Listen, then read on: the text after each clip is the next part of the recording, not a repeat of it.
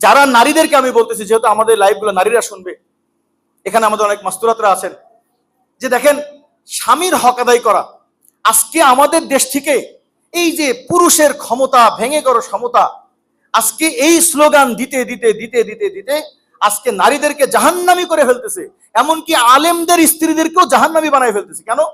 দেখেন আল্লাহ তাআলা স্বামীদেরকে কি মর্যাদা দিয়েছে, যেখানে স্বামীদেরকে কোনো আচরণে কষ্ট দিয়ে ফেললে যতক্ষণ পর্যন্ত স্বামীর মন খারাপ থাকবে ততক্ষণ পর্যন্ত নারীর কোনো ইবাদত আল্লাহর কাছে কবুল হবে না। আস-সাখিতু আলাইহা যাওজুহা, যতক্ষণ যে কোনো কারণে যদি হালাল কোনো কারণ, যেমন ধরে আপনি বলছেন যে সকালবেলায় আমাকে একটু গরম রুটি পাকাই দিও, সে ঘুম থেকে উঠে বলতেছে আমি পাকাতে পারবো না, তুমি হোটেলে যাই খায় নিও, আপনার একটু মন খারাপ হয়েছে, দিয়ে আপনি ঢাকায় চলে গেছেন, পুরা সপ্তাহটাই কথাটা মনে পড়ছে আর আপনার মন খারাপ হয়েছে। বউটা মনে করলাম শেষবারের মতন একটু রুটি আর একটু গোশত বানাই দিবে, খাইয়ে দিয়ে যাবো, বউটা কত বড় বেয়াদব, আমাকে হোটেলে খায় না, এইরকম বউ মানুষ পুষে। মানে এভাবে করতে করতে এক সপ্তাহ চলে গেল। এই এক সপ্তাহ, পুরা এক সপ্তাহ এই নারীর কোনো সুবহানাল্লাহ, কোনো আলহামদুলিল্লাহ, কোনো ইবাদত আল্লাহর দরবারে কবুল হয় না। আজকে আমার আপনার নারীর কি অবস্থা? সকালে ভালো তো দেখবেন, আজকে সকালবেলা ভালো মানে মনে করবেন রাতটুকু পার হবে না, রাত হতে না হতেই কোনো না কোনো ব্যাপারে আপনার কষ্ট দিয়ে ফেলবে। এই কালকে রাত্রিতে কি ভালো সম্পর্ক, সকালবেলা 2বার মেসেজ দিয়েছে, গ্যাস ফুরাই গেছে, আপনি ধরেন ধরতে পারেননি, ঠিক 10টার সময় বলবে তোমার সাথে বিকরাই তোমার ভুল ছিল, একটা গ্যাস আনতে বলছি সকাল 7টায়, 10টা বাজে গেল তুমি আসলো না, তোমার মতো স্বামী যেন আল্লাহ কারো কপালে না দেয়। অথচ রাত্রিতে সারা রাত রোমান্স করছে। আজকে পুরা এটা আমি নারীদেরকে কাউকে ছোট করার জন্য বলতেছি না, নারীরা যারা একাধিক যারা বিবাহ করবেন, কারো দ্বিতীয় স্ত্রী হতে চাচ্ছেন, তাদেরকেও বলি, অনেকে আছে আমাদের দেশে দ্বিতীয় বিবাহ করার ক্ষেত্রে নারীরা যারা বসবেন তারাও অনেক সময় নামুনাসেব পুরুষের সাথে বসে যান এবং অনাদর্শিক ভাবে বসেন। নারীরাও করে কি নিজে জানায় না, নিজের বিবাহ করে জানাই দেন, নারীও গোপনে গোপনে থাকে। আবার যেই পুরুষ যখন বলতেছে আপনাকে যে আমি গোপনে রাখবো, তার সাথে বিয়ে বসেন না, কারণ যেই পুরুষ বলবে যে আমি গোপনে রাখবো, মনে করবেন সে একটা ভীত পুরুষ, কাপুরুষ। কাপুরুষ কোনদিন নিজের বৈধ স্ত্রীকে গোপনে রাখে না। হ্যাঁ, বিবাহ করার সময় হয়তো বা কাউকে জানাতে পারে না, কি জন্য? এই তাগুতি সমাজ বিবাহ করব বললে কেউ করতে দিবে না। হ্যাঁ, বিবাহ করার পরে আপনি আলিনু বিন নিকাহ, বিবাহকে কি করবেন আপনি জানাই দেন। তো এই জন্য নারীদেরকেও বলবো যে আপনারা প্রথম বিয়ের ক্ষেত্রে হোক আর দ্বিতীয় বিয়ের ক্ষেত্রে হোক, আপনি আপনার স্বামীর সাথে আগে বুঝেন যে আপনি আমার হক আদায় করতে পারবেন কিনা। আপনি বড় স্ত্রী, যেই পুরুষের মধ্যে দেখবেন বড় স্ত্রীর গোলামিত্ব ভাব আছে, আমার বড় স্ত্রী অমুক সমুক, আমি যে সময় একটা পুরুষ মানুষের একটা ধোঁকা আছে, বুঝছেন? সেটা হলো, দেখো আমি ছাত্র বয়স, 10,000 টাকা ইনকাম ছিল না, আমার বড় স্ত্রী আমার সাথে ওই সময় থেকে ছিল, সে আমার সুখে দুঃখে হতে হতে আজকে 10 বছর পর আমি বড়লোক হয়েছি, বিধায় তোমাকে বিয়ে করলাম, অতএব আমার বড় বউ আমার একটা রব, অতএব তাকে খুশি করে তোমার চলতে হবে। এটা একটা ভুল ধারণা ভাই। আপনার স্ত্রী, এখন বলেন বড় ছেলেরা কিন্তু স্বাভাবিক বাপের কষ্টে থাকে, আমি আমার বাবার কষ্টের জীবনে ছিলাম, বুঝতে পারছেন? আমার বাবা ওই সময় মাসে 100 টাকা আমাকে দিতে পারতো না, মানি অর্ডারে 50 টাকা পাঠাইতো। সেদিন আগের কথা না, যে সময় আমার বন্ধুদের 2-3 হাজার টাকা আসতো, আমার আব্বু 50 টাকা মানি অর্ডার করে পাঠাইতো। আমার আব্বুর পুরা জিন্দিগির কষ্টের সময়টা আমি আর আমার মেজোজন বহন করছি, আর বাকিগুলো সবগুলো সচ্ছলতা জীবন পাইছে। এখন বলেন, যেহেতু আমি আব্বু যদি এখন বলে আমার এই বড় ছেলেটা আমি যে সময় ইয়াং ছিলাম সেই সময় জন্মাইছে, আমার কোটে পেলে মানুষ হয়েছে, আমার গরিবতা গুলো পাইছে, অতএব যেহেতু বড় সন্তানটা পাইছে আছে, আমি বাকিগুলো আর নিব না, এটা কোন কথা?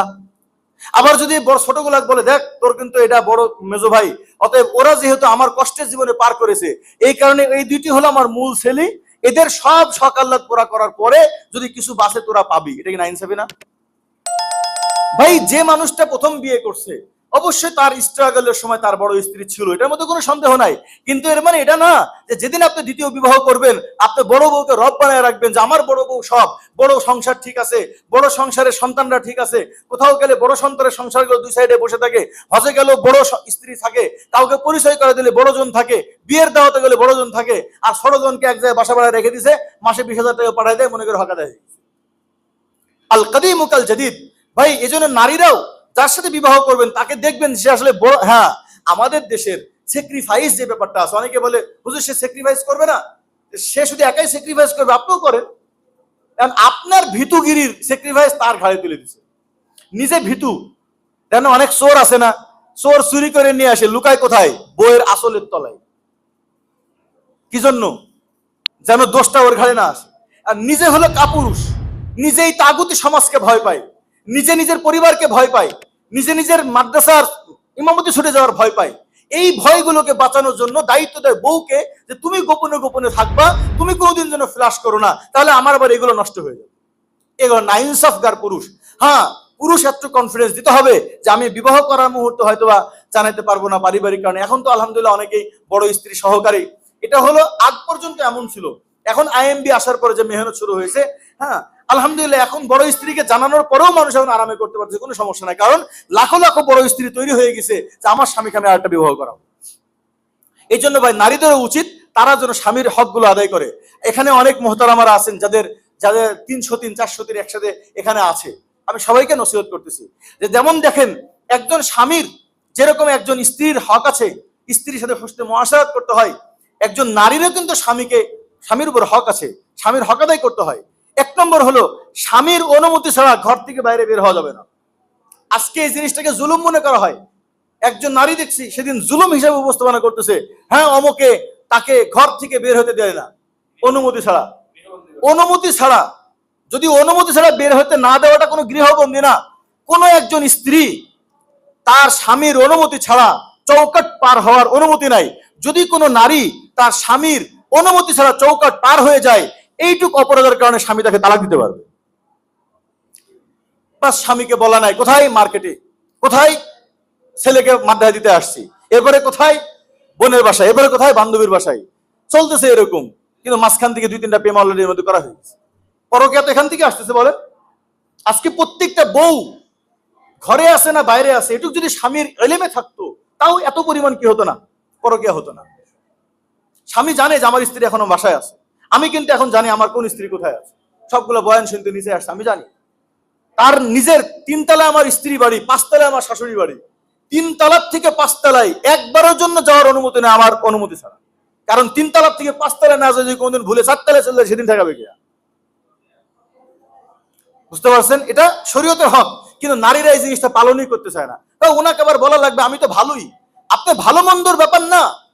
একজন মেয়ে যদি বড় লোকও হয় তারপরেও স্বামীর নফকা দেওয়াটা ওয়াজিব। স্ত্রীর টাকা আছে কি নাই এটা নিয়ে কোনো কথা না, বিয়ে করছো মানেই তাকে নফকা দিতে হবে। ঠিক তুমি ভালো না মন্দ এটা মিটার করে না, তুমি যখন স্বামীর কাছে বিয়ে বসছো তার অনুমতি নিয়েই তোমাকে বাড়িতে বের হতে হবে, এটাই মিটার করে। অনেক ক্ষেত্রে আছে স্ত্রীরা ঝগড়া বাঁধায়, হ্যাঁ আমি কি খারাপ, আমি তো বোনের বাসায় গিয়েছিলাম। বোন, এটা ব্যাপার খারাপ ভালোর না, ব্যাপার হলো হকের ব্যাপার। কোন স্বামী যদি বলে যে আমার অনুমতি ছাড়া তুমি বাইরে বের হতে পারবে না, তাহলে কোন স্ত্রীর অনুমতি নাই তার অনুমতি ছাড়া ঘর থেকে বের বের হওয়া। এরপর দেখেন স্বামীর সাথে তর্ক করা, স্বামীকে কষ্ট দেওয়া।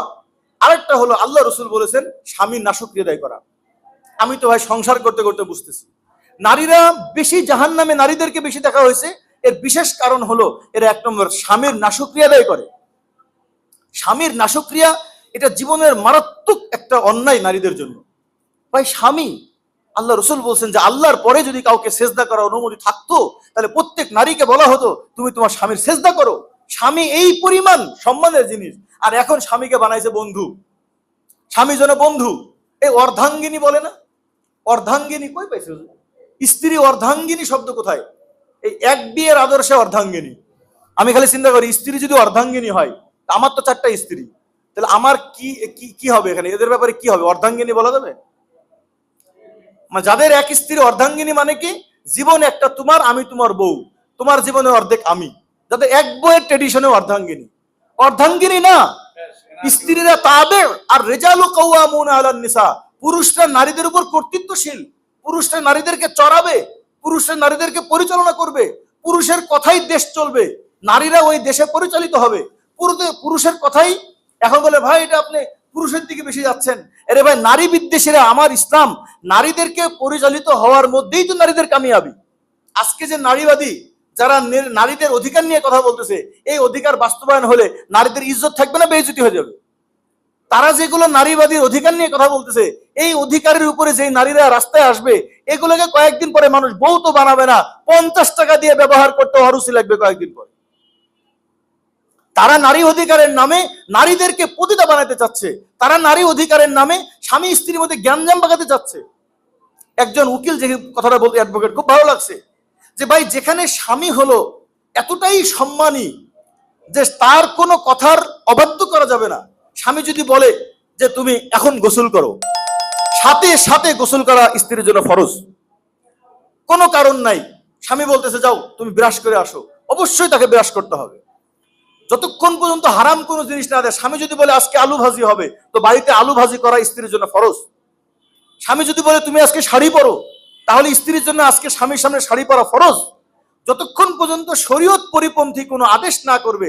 যদি বলে টিভি দেখো, গান শোনো, এই আমার বন্ধুর সাথে কথা বলো, বা তুমি একটু বাজারে যা মার্কেট করে নিয়ে আসো, এইরকম হারাম না। যতক্ষণ পর্যন্ত হালাল কোনো জিনিসের আদেশ করবে, তো স্বামীর এই আদেশটা মানা স্ত্রীর জন্য কি ফরজ। এবার বলেন তো আমার আর আপনার স্ত্রী দিনে কতবার করতে পারবো না এটা রান্না করে ভাল লাগতেছে না এখন, মানে করে করে বকে বকে তো শোনানো যায় না কথা, তারপরেও বলে কি যে না আমার স্বামী আমার উপর না হক আদায় করছে।